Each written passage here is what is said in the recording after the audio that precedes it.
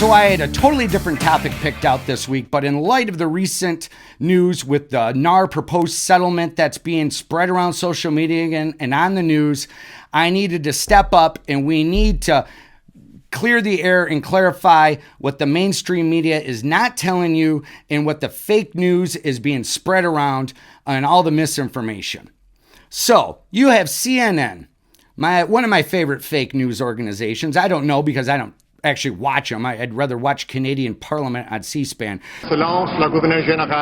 But use words about NAR's stranglehold on the real estate community by controlling a painful, archaic, and expensive process by ignoring technology available to them for years that would make the process less expensive and easier on a home buyer. The New York Times. I just recently got a puppy. I wouldn't let my puppy relieve himself on a copy of the New York Times. That's what trash their newspaper is. The New York Times put out a headline that says home sellers win $1.8 billion after jury finds a conspiracy among realtors. Conspiracy among realtors. What they're basically saying is that your neighbor that lives down the road that your kids go to school with has been controlling home prices in America for many years. But really, who's controlling these home prices is the people who control the media. The Wall Street and corporate elites, the elites in Washington and the politicians. And here's why. This is something that is true, and you can look it up. But 2 months ago, a company known as Blackstone, and Blackstone is a large company that a lot of corporate elites, a lot of Washington politicians are heavily invested in. They acquired a company called Tricon Residential. Now, when doing that, they also acquired 40,000 residential homes, thus becoming one of the 3 largest institutional home buyers, along with Invitation Homes and Homes for Rent. Altogether, just those 3 have a monopoly of close to 200,000 homes they currently own, with expansion of more land and more homes that they're going to build. Now, why is this to blame? Well, here's why.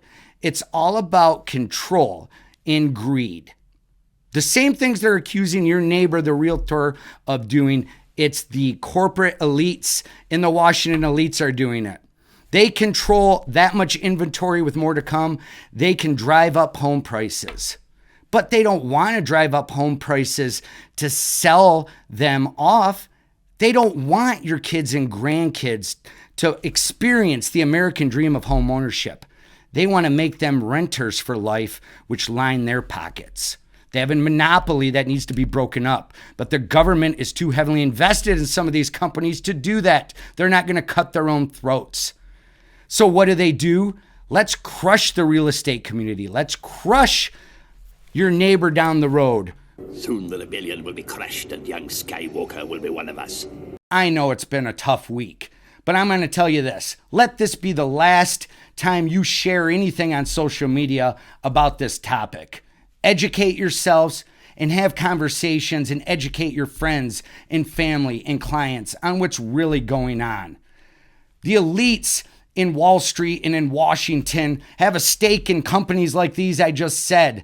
They're the ones getting rich. They're the ones controlling the home buying process. But yet they need a scapegoat. So they want to blame the real estate community.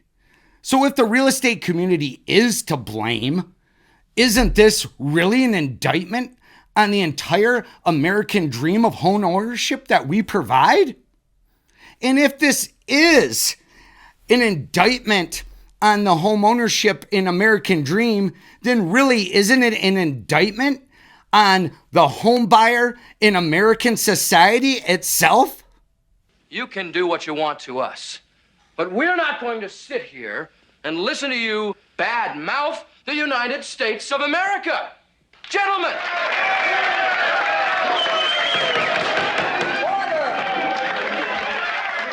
You're not walking out on this one, mister. You're finished. No more Delta. You bought it this time, Buster. I'm calling your national office. I'm going to revoke your charter. Yes, I'm fired up. And maybe I won't be as much next week, but tune in again and we'll see what topic I take on, and I'll give you my always controversial opinion on Milanowski versus everybody, and God bless the United States of America.